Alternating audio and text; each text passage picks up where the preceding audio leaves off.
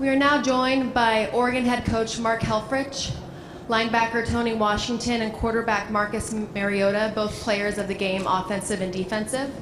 I'd like to ask Coach Helfrich to start with an opening remark, and then we will take the floor for questions.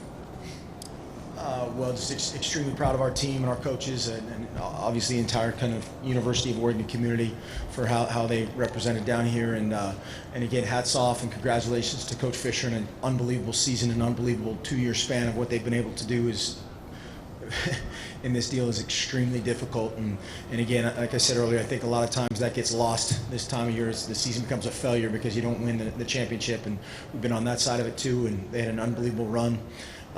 Just a tremendous total team effort by our guys, sticking together in the second half. Defensively, made create some huge plays. Saw T-Dubs burst. We talked to our receiver coach afterward. He might be moving next week, but total team effort, and very, very proud to be a part of it. Okay, we'll now take questions. Please raise your hand. Start in the middle. Marcus Pulvercam in CNN. Describe what it was like when you gained all of that momentum and were putting up all those points. Do you think this can carry over to the championship game? It's an incredible feeling. You prepare all week, and to find success and to be able to execute the way that we did, it definitely feels good. And hopefully we can take a little bit of this momentum heading into the next game. Okay, we have a question in the middle. Mike's on your left, sir. Marcus, first for you, and then Tony can talk about to watch your defense do what they did with the turnovers. That had to be nice, and the fact that you were able. How important was it that you turned those into points? And Tony, obviously, you have to feel that your defense continued that bend, don't break thing. I'm guessing that worked pretty well for you. Yeah, defense played incredible. They practiced hard all week, and just a testament of what they've been able to do.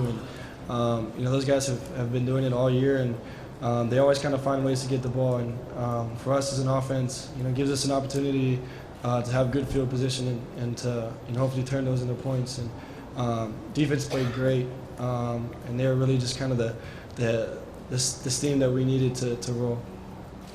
Okay, we have a question in the middle left. Stephen Herbert, City News Service for Coach Helfrich. How long will you let your players celebrate this victory, and when do you want them to start thinking about the national championship game?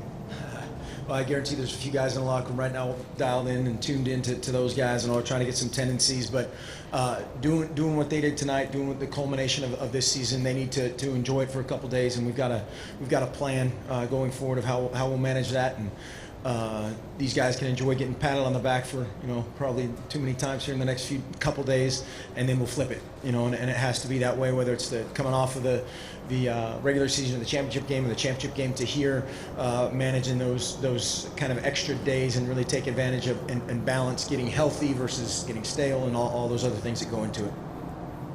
We have another question on the left there. For Coach Helfrich.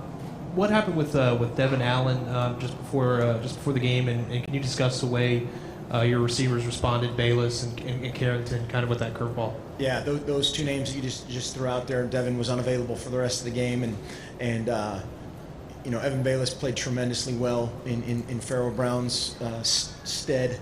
Darren Carrington made some big-time plays. A couple of the guys did some unbelievable stuff without the ball, which is vital to our success. And those guys have been battling all year long. We had to win on the perimeter, both in the run game and the bubble game and all that stuff that goes into it, and make some plays downfield, and we were able to do that.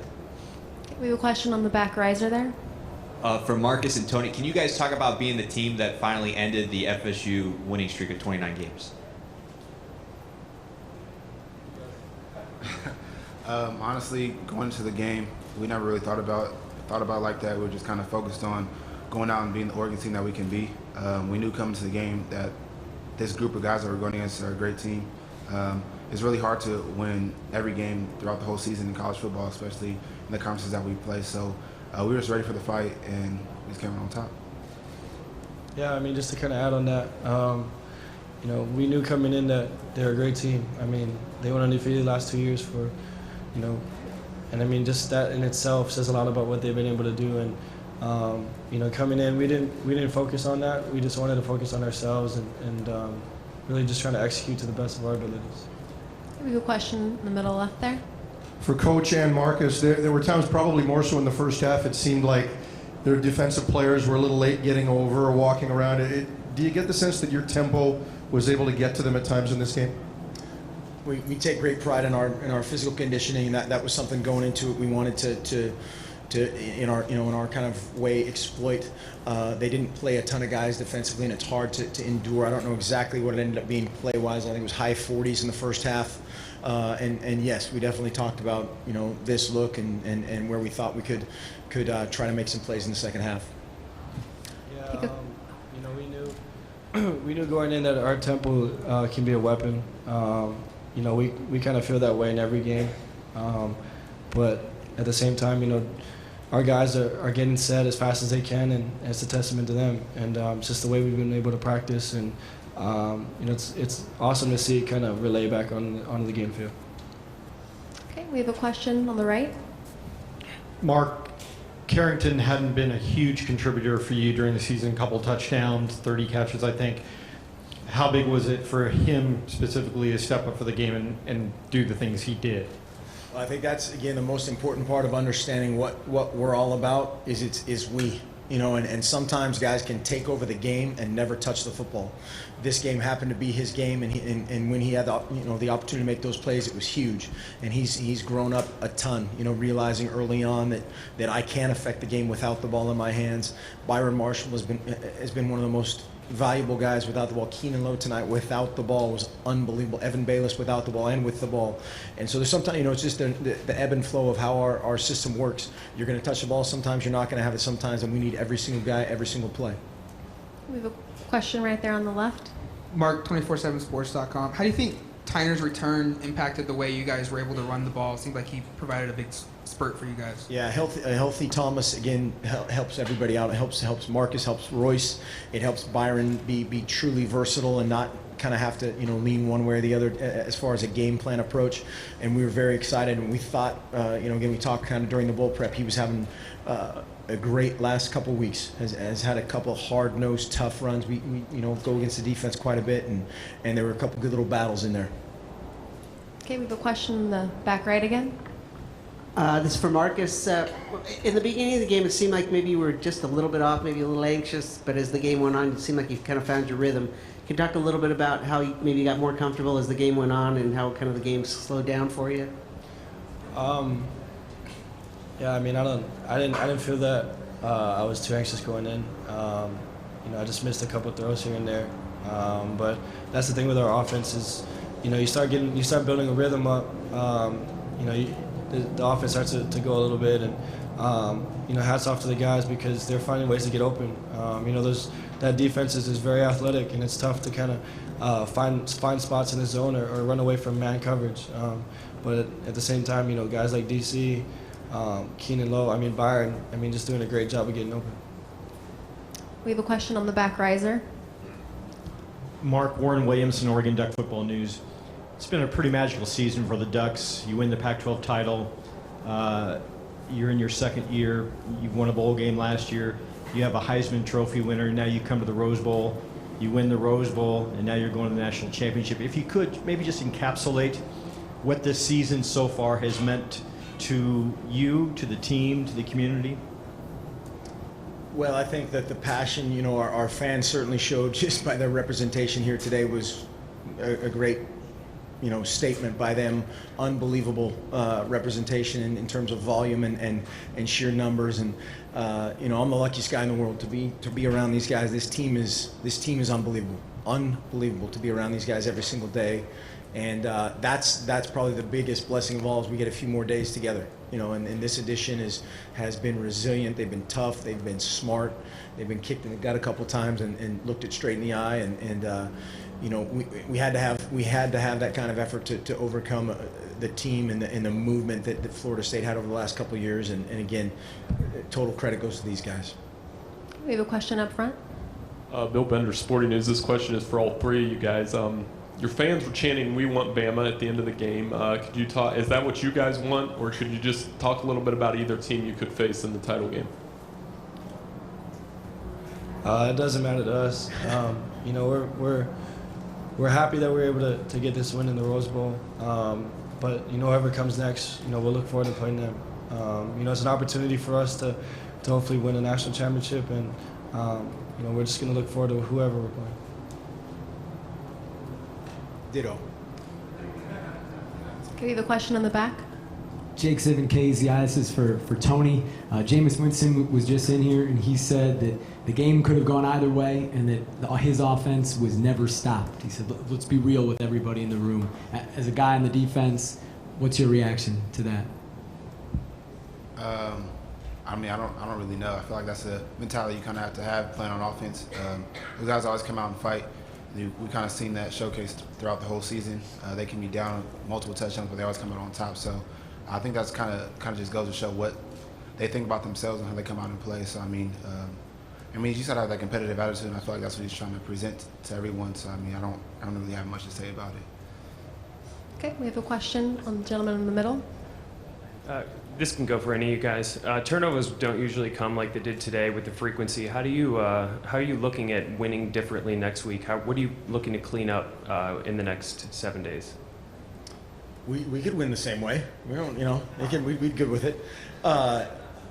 You know, there's always stuff. There's always stuff. Whether it's whatever 59-20 or 10-7. There's always a ton of things that you can improve upon. Certainly, winning the turnover battle in terms of defining victory and determining outcomes. That's other than score. That's the top one. And so handling our business a little bit better offensively.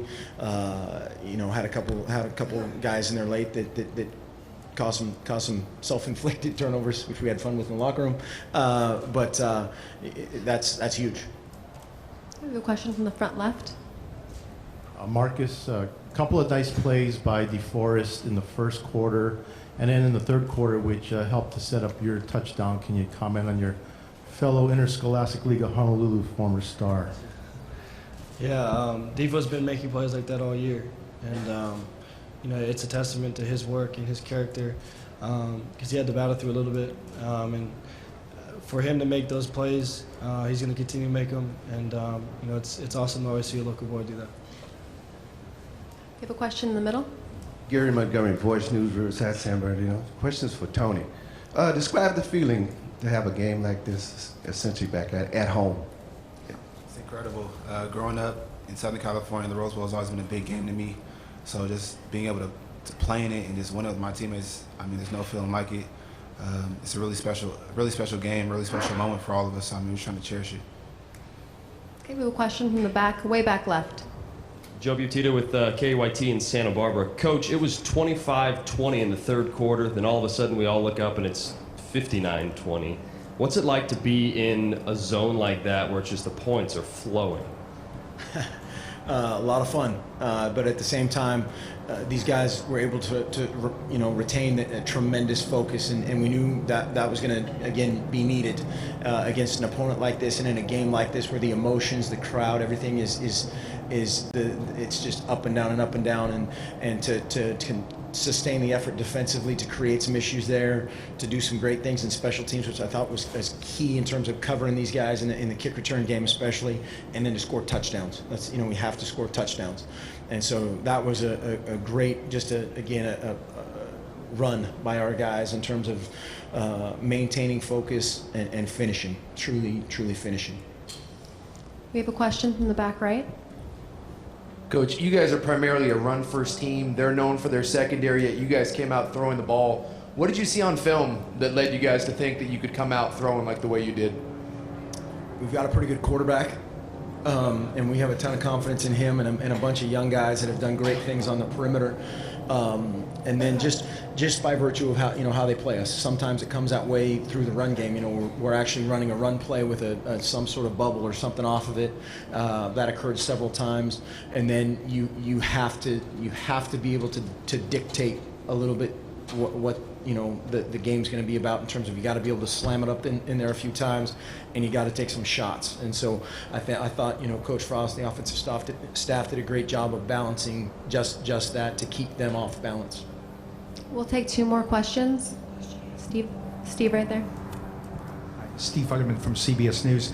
Really for Marcus and Tony, what does it mean to you to be in this championship game, the ultimate game in college football for this season? It means a lot. You know, and it's, you know, all the hard work, all the stuff that we put into it during the off season, and for it to kind of pay off and allow us to be a part of this game. You know, it's a great feeling, and you know, we're very fortunate to be a part of it, and we're excited to get going and get preparing for it. Okay, this will be our final question from the back, right? Hey, Marcus, a lot of people wanted to see this great battle between you and Jameis, and after everything started unfolding in the third quarter, just what's it like as a competitor to see that going up against your counterpart in a game like the Rose Bowl? I was just happy for our team. You know, the entire week I really just didn't want to focus on you know, the matchup, or, you know, I think that was stuff that other people really wanted to talk about. But you know, I just wanted to focus on this team, and for us to kind of go out there and be successful. It was just a great feeling, and I'm happy for us.